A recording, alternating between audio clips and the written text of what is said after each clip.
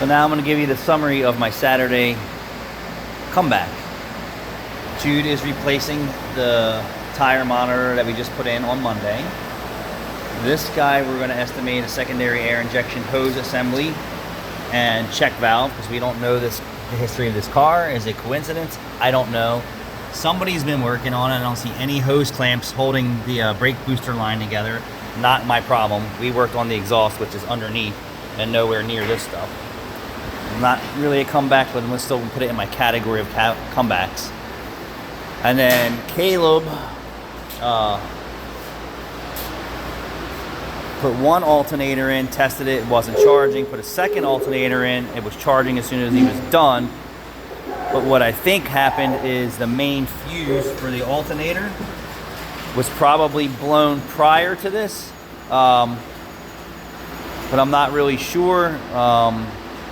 So I checked the alternator post back here. There's no 12 volts feeding the alternator. But I think the fuse may have just been cracked or cooked enough to where the second alternator job arced across and bonded, and it passed our test, us not realizing it.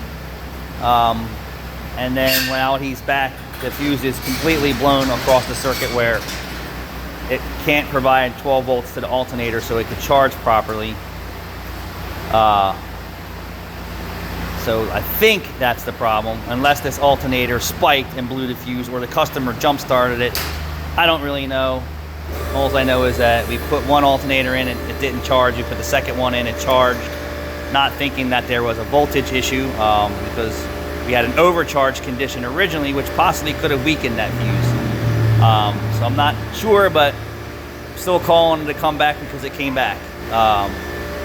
Fault of ours or product?